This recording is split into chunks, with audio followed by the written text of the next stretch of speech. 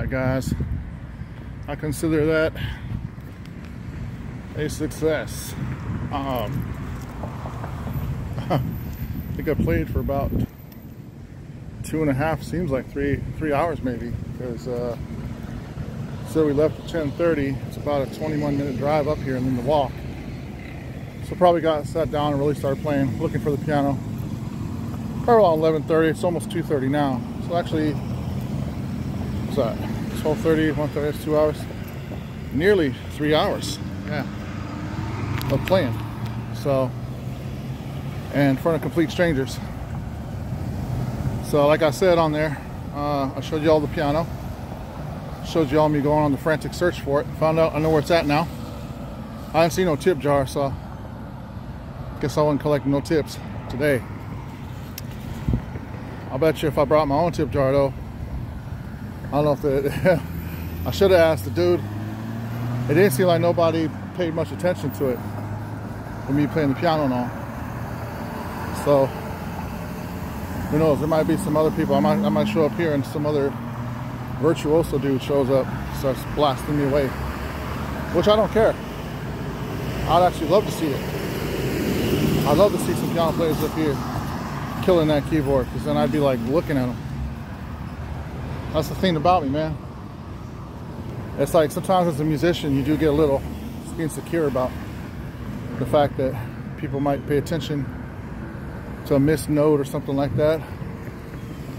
For the most part, I would say most people wouldn't catch it, but those who could, they know where I screwed up. But it's like, or where I'm pausing, or where I'm hesitant. You know, those are things I still need to work out. But it was like a practice session, kind of. It wasn't really a performance. I'll tell you one though, the emotion, it's not quite there, man. I kind of almost had it. I could feel it with that one song in the end. Played it again there, man. I wished I could have recorded everything there on the phone, but that's the one thing I just didn't do. I didn't pull out my little connector to, you know, set up my phone so I could see myself play, so I could post it later on.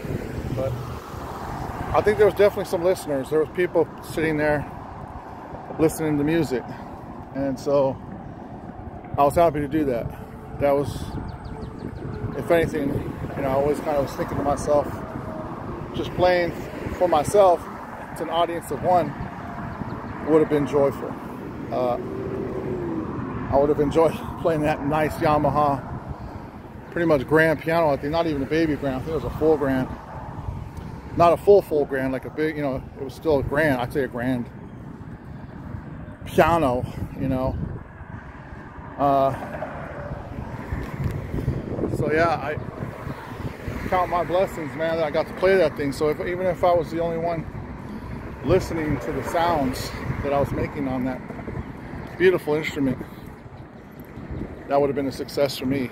But other folk happened to be there. I could tell. I looked up every now and then. I'd see people sitting there enjoying and doing what I would do. Like I would be, you know, a lot of people just sometimes, if you're a little nervous, you don't want to let the artist know you're listening sometimes. In a live setting like that, it's weird. It's kind of a weird vibe. Like you think that by looking over or going to listen, you might interrupt the artist, or you like the mood that the music's creating, so you just sit and enjoy it. But you're just hoping the artist don't quit. You just keep going, man, keep going. So deep down you're rooting for him, but you're not saying anything. Now, I think that's most people. Heck, I'm like that. I'm like that when I see someone playing. I used to be, but now I'm just straight up, I'm gonna go look. I don't care. It takes time to break out of that shell. But other folk aren't really. I think it's the minority of folk that are gonna say something. So out of that crowd, you know, there wasn't no crowd really gathering around, but I had like 2 young guys come up and wanted to know, you know, were telling me, making comments. I had them sit down and play stuff that they knew, and it was awesome, man. Got to know them. They got to know me. Matter of fact, they took my name down, said they were going to check out my YouTube, and 1 subscribe right there in front of me. got a subscriber right there. So, heck, how many days are in a year? 365, so 3 years just doing that every day. Getting 1 subscriber a day would get me 1,000 subscribers. I think I'm up at 260 now, so I only need like 730 more days. I only do this for 2 years. Do this every day. I might have 2 subscribers actually, so 2 a day. You know, 365 days. There you go. 1 year. Just doing this every day. I got my subscriber base. I need to partner with YouTube. So, just something about marketing. Also, the more I do this, the more I get used to playing in front of people, the more I can share my talent, the more I can share my gifts. And that's part of the process, you know. When you're learning an instrument, if you go through lessons and you develop an audience there on a small level, family or people that support you, they're going to come watch your recital, and you're going to get that emotion of nervousness. You're going to get that emotion of, oh my gosh, I'm going to mess up. You practice and you practice and you're nervous, like you're going to screw up one note. And when you're playing, your nervousness is overtaking your body. You can't quite control your fingers, all that kind of stuff. Until you learn to really become comfortable up there and let yourself loose. Now, just note to self, on this piano vlog, I started finding that a lot.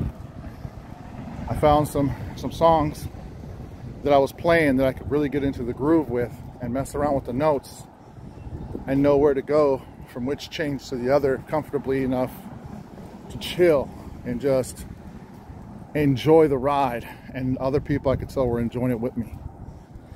And so, because I was comfortable with it, and there my body was more loose and I was able to hit more of the keys. I was able to let loose on the keyboard. So pretty much, folks, you know, I've played in front of people before. It's not like this is a total foreign thing to me,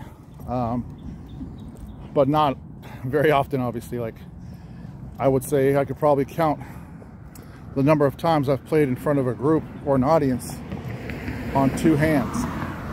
So that tells you, out of the 40 some odd years, 40 and a half, might as well say I'll be 48 here, 48 years coming up on me of life. That's how many times I played in front of, well, the biggest audience was a pretty big size audience, and that was cool. Hit a lot of people in that audience. A lot of people were listening. I totally downplayed that. Then I tried to do it in front of like a little street fair little thing. I remember I didn't have the right speakers, so my attempts were feeble at best. At best, they were straight feeble, if you will. The one with the crowd, it was like a pageant. My wife got me to play. She kind of forced me to do that one, and I did a set on there, and that was awesome. Really had a good time doing it. By the time I was in the Marines, so I had all this other stuff going on. So I'm gonna try to see how often I can come over here, mess around with the keys. This time I'm gonna do a recording, just because it's a better setting than Guitar Center, and I could get some recordings that I could actually post on my channel for people to listen to. And then obviously that's the only way I can practice now, because I don't have a keyboard. Until I get my keyboard, I can start practicing stuff out, so I can produce finished products. You know, products that are completed, that are fine-tuned, that are there for that audience, for the ones that want to replay. These things I'm doing here, where I'm just posting piano, it's pretty neat. There is some like nostalgia to it, or there's some, what do you call, novelty to it, where they're like, oh wow, you just messing around Guitar Center, or oh wow, you just came up with that right then. But I definitely want to get to a position where I can write something, record it, and keep tweaking it until I'm happy with it, and put out that product as an actual, you know, titled product, probably nicely edited, and I'll get better and better at it, I'm sure, at spitting these, at baking these cookies, if you want to call them that, or bread, baking the bread. You know, my bread may come out kind of messed up at the first, but just get better and better until your bread is the best bread and butter that anybody has ever tasted.